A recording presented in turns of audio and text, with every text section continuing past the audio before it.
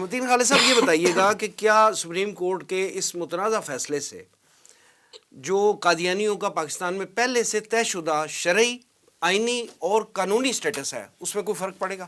حضرت 100% پڑے گا اور بہت زیادہ فرق پڑے گا. یہ انہوں نے بھائی جان نے آئین کی جو شقیں ہیں بڑا تفصیل سے بیان کیا. یہ میرے پاس کنسٹیٹیوشن آف پاکستان ہے، اس کی جس آرٹیکل ہے 227 وہ کہتا ہے کہ پاکستان میں کوئی فیصلہ نہیں ہو سکتا، کوئی قانون نہیں بن سکتا جو قرآن مجید اور سنت کے خلاف ہو. ٹھیک، 100 سالہ جدوجہد ہے مسلمانوں کی، 150 سالہ جدوجہد، 10,000 مسلمان تو آپ کے قادیانیوں کو غیر مسلم اقلیت قرار دینے میں 1953 کی تحریک ختم نبوت میں صرف لاہور شہر میں شہید ہوئے. 1974 کی تحریک میں ان کو پوری پروسیڈنگ ہوئی حضرت، 13 دن کی بحث ہوئی، قرارداد پیش ہوئی. اصول یہ ہوتا ہے تمام یورپی ممالک میں، جمہوری ملکوں میں، کہ قرارداد پیش ہوتی ہے تو جو کہتے ہیں کہ قرارداد حق میں وہ دائیں آ جائیں اسمبلی میں، اور جو کہتے ہیں اس کی مخالف وہ بائیں آ جائیں. کاؤنٹنگ ہوتی، 2 منٹ کا فیصلہ تھا جائے اس میں. لیکن اکابرین نے، بھٹو صاحب نے کہا کہ نہیں، ہم بہت بڑا فیصلہ کرنے جا رہے ہیں. ان کو بلائیں مخالف فریق کو. قادری جماعت کا تیسرا خلیفہ مرزا ناصر مرزا قادیانی کا جو پوتا تھا وہ آیا. یہ بختیار اٹارنی جنرل تھے. بھٹو صاحب کی موجودگی میں بہترین پروسیڈنگ ہوئی، جرا ہوئی، پورا موقع دیا گیا ان کو اپنے موقف کے حق میں دلائل دینے کا. 3200 پیجز کیا. اس کی روشنی میں قادیانیوں کو غیر مسلم اقلیت قرار دے دیا گیا.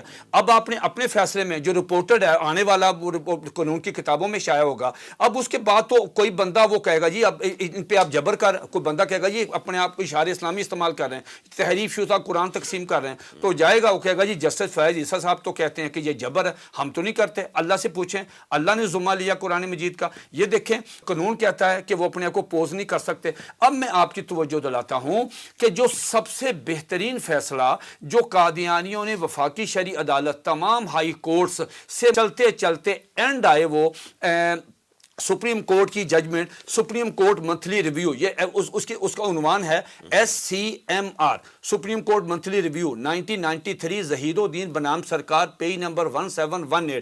یہ فیصلہ 5 رکنی بینچ کا ہے. یہ فیصلہ جو ہے یہ قادیانیوں، یہاں اس پہ تو کسی نے اعتراض ہی نہیں کیا. انہوں نے آئین میں جو دی گئی ہے آزادی اس کو بھی ڈسکس کیا، سارا کچھ. اس میں حضرت صرف 2 یا 3 باتیں سن لیں. اس ججمنٹ میں وہ گئے اس آئین کے آرٹیکل 20 کے تحت لینے کے لیے گئے آزادی، کہ ہمیں حقوق دیں، ہمیں آزادی دیں اپنے مذہب کریں. سپریم کورٹ نے 2 باتیں لکھی جو ان کی پٹیشن آئی. کہا کہ آپ ہمارے پاس آئین کے آرٹیکل 20 کے تحت اپنے مذہب کی تبلیغ کی حقوق اور تبلیغ اجازت لینے آئے ہیں. انہوں نے کہا کہ لفظ دیکھیں کیا لکھا. انہوں نے کہا یو آر fraudulent non-Muslims، آپ دھوکے باز ہیں اور دھوکے بازوں کے کوئی حقوق نہیں ہوتے.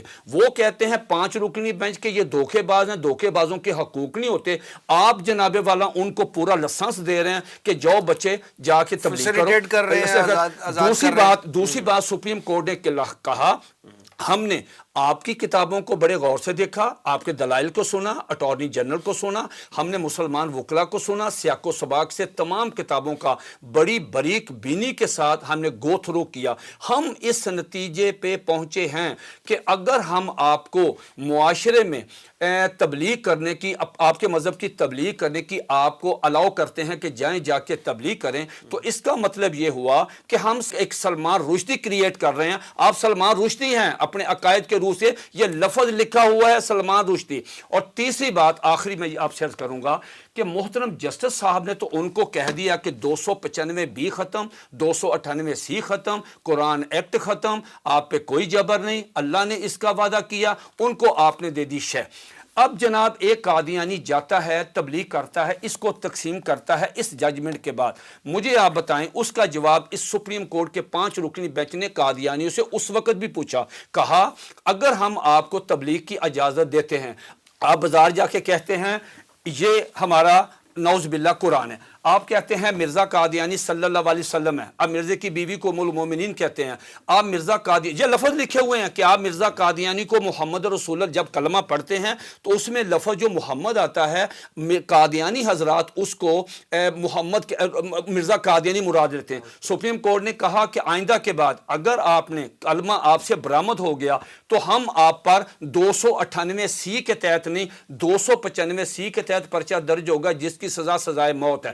اب مجھے بتائیں، سپریم کورٹ نے کہا کہ جب ہم آپ کو الاؤ کرتے ہیں کہ جائیں جا کے تبلیغ کریں، آپ کی جان کو، آپ کے مال کو، آپ کے مکان کو اگر خطرہ ہوا، کوئی سی بندے نے آپ کو نقصان پہنچا دیا اشتعال میں آ کے، who is responsible؟ کون ذمہ دار ہے؟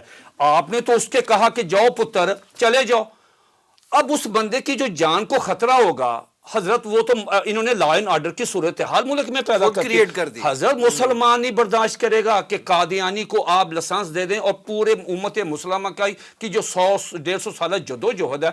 ہم کیا کہتے ہیں؟ ہمارا مطالبہ سمپل ون ہے، چیف جسٹس صاحب کا یہ جو فیصلہ ہے یہ اپنے ہی سپریم کورٹ کے 5 رکنی بینچ کے فیصلے سے کنٹراڈکٹ کر رہا ہے۔ میں حضرت ہمارا مطالبہ کیا ہے کہ ملک بھر میں یہ ملک ہمارا لا اینڈ آرڈر کا متحمل نہیں ہو سکتا۔